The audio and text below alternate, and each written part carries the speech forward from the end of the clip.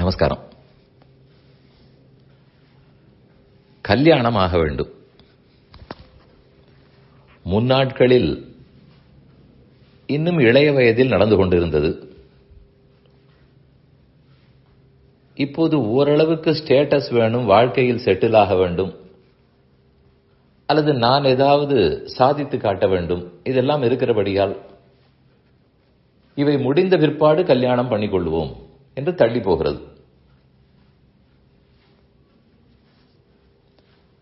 ஒரு சிலர் விருப்பப்பட்டு தெரிந்தே சீக்கிரமே பண்ணிக் கொள்ளுகிறார்கள். ஆனால் அநேகமாக முன்னாட்களை காட்டிலும் இப்போது வயது தள்ளித்தான் கல்யாணம் நடக்கிறது. அதை பற்றி சிந்தித்து பார்க்க வேண்டும். அது அவரவர் செய்யட்டும். இன்னும் கொஞ்சம் முன்னால் செய்து கொள்வதால் எத்தனையோ நன்மைகள். அது மெதுவே புரியும். நான் இப்போது சொல்ல வந்தது அதை காட்டிலும் முக்கியமானது. ஒரு வீட்டில் இருக்கும் பிள்ளையோ பெண்ணையோ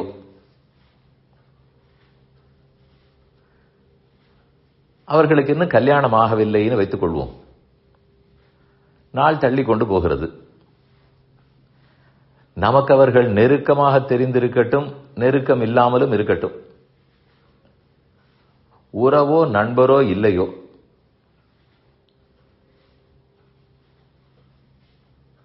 நமக்கு அவர்கள் பேரில் அக்கறை இருக்கிறது என்பதற்காக என்ன பார்த்து கொண்டிருக்கிறீர்களா, ஏதாவது அமைந்ததா, நாங்களும் தெரிந்தவர்களை சொல்லட்டுமா, இதெல்லாம் கேட்பார்கள். ஒரு முறை கேட்கலாம்,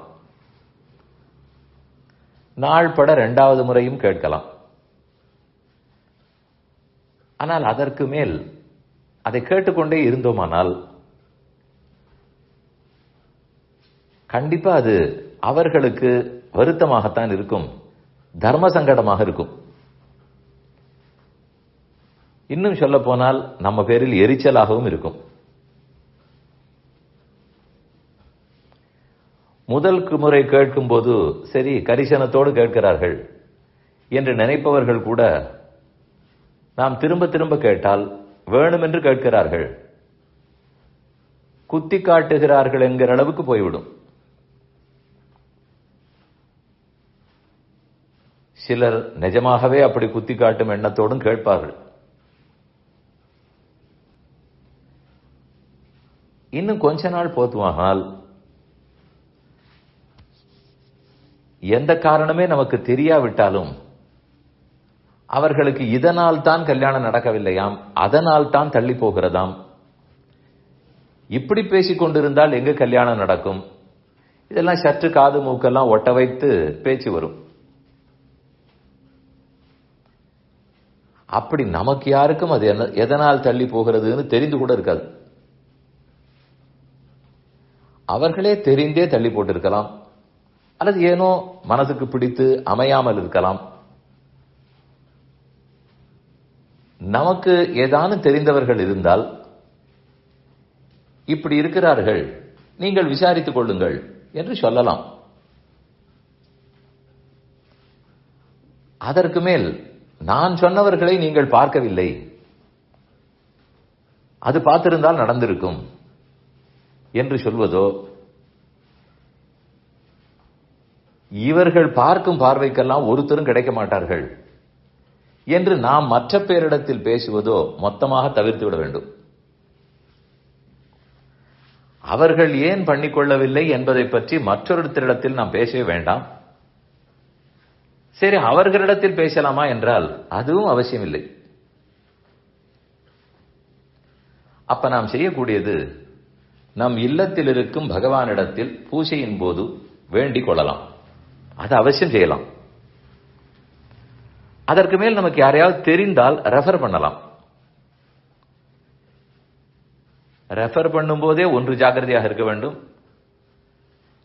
நான் ரெஃபர் பண்ணுபவரைத்தான் இவர் கல்யாணம் பண்ணிக்கொள்ள வேண்டும் என்று ஒரு பிடிவாதத்தை நாம் வளர்த்துக் கொள்ளக்கூடாது. அதை எப்படி அவர்கள் செய்ய முடியும்?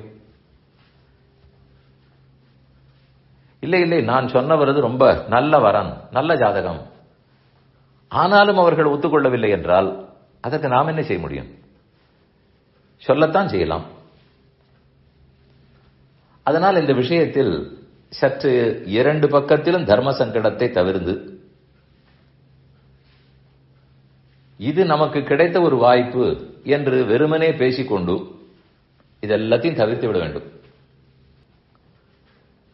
வேறு யாராவது நம்மிடத்தில் அதை பற்றி பேச வந்தாலும் கண்டிப்பாக தவிர்க்க வேண்டும். நானாக பேசவில்லை, அவர் பேசினார், நான் என்ன செய்ய, பதில் சொன்னேன், எனக்கு தெரிந்ததை சொன்னேன், உண்மையைத்தானே சொன்னேன், இப்படி எல்லாம் வாதம் பண்ணி கொண்டிருப்போம். சில விஷயங்களை பற்றி பேச தேவையில்லை என்றால் பேசக்கூடாது. நெருங்கின உறவுக்காரர்களே அப்படித்தான் என்றால் இன்னும் தூரத்து உறவு, ஒன்று விட்டது, ரெண்டு விட்டது, அதெல்லாம் பேச்சுக்கே இடமில்லை. இது மெதுமெதுவே தள்ளி போவதால் ஒருவேளை அவர்கள் உள்ளத்திலேயே வருத்தம் இருக்கலாம், நமக்கு தெரியாது. ஆனால் நாம் என்ன பேசிவிடுவோம், தள்ளி போகிறதேங்கிற வருத்தம் அவர்களுக்கே இல்லை, வேணுமென்று ஏதோ பண்ணுகிறார்கள், அதனால் தான் நடக்கவில்லை, அப்படியெல்லாம் யாரும் செய்ய மாட்டார்கள். ஒன்று கல்யாணத்தில் விருப்பம் இல்லை என்றால் இல்லை என்று சொல்லிவிட்டு விட்டு விடுவார்கள். மிகவும் குழப்பவாதிகள் சிலர் தான் இருக்குன்னு சொல்லாமல், இல்லைன்னு சொல்லாமல், அல்லது உள்ளத்தில் இருக்குன்னு வைத்துக் கொண்டு வெளியே இல்லைன்னு பேசி, உள்ளத்தில் இல்லைன்னு வைத்துக் கொண்டு வெளியே இருக்கிறது பேசி நடக்கலாம். ஆனால் அதெல்லாம் ரொம்ப பேர் இருக்க மாட்டார்கள். அப்படி இருந்தாலும் அதற்கு நாம் என்ன செய்ய முடியும்?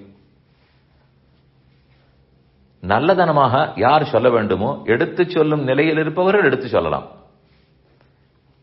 அதற்கு மேல் இதை பற்றி பேச பேச தர்ம சங்கடம் தான் விளையும். அதைத்தான் சொல்ல வந்தேன். அதே சமயத்தில் ஏதாவது சில விஷயங்களில் விட்டு கொடுத்தால்தான் ஜாதகமும் அமையும், கல்யாணமும் பண்ணிக்கொள்ள முடியும். எல்லாமே நம்முடைய கண்டிஷன்ஸ் படியும் பிரிஃபரன்சஸ் படியும் தான் வர வேண்டும் என்றால் பகவான் நம்மை சேர்த்துக் கொள்ளும் போதே அவர் பிரிஃபரன்ஸுக்கு நாம் கிடைப்பதில்லை. நாம் எப்படி இருக்கிறோமோ அப்படித்தான் ஏற்றுக்கொள்கிறார். மிஞ்சி போனால் 4 ஆச்சாரியர்களையும் பிறப்பித்து நம்மை திருத்த பார்க்கிறார்.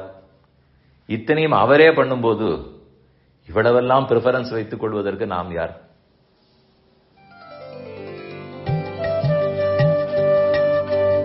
இந்த என் பணி ஆடியோவை உங்களுக்காக வழங்கியவர் வேலுக்குடி ஸ்ரீ கிருஷ்ணன் சுவாமி. இந்த ஆடியோவை தினமும் உங்கள் மொபைலில் பெற கிஞ்சித் என் பணி KINCHITENPANI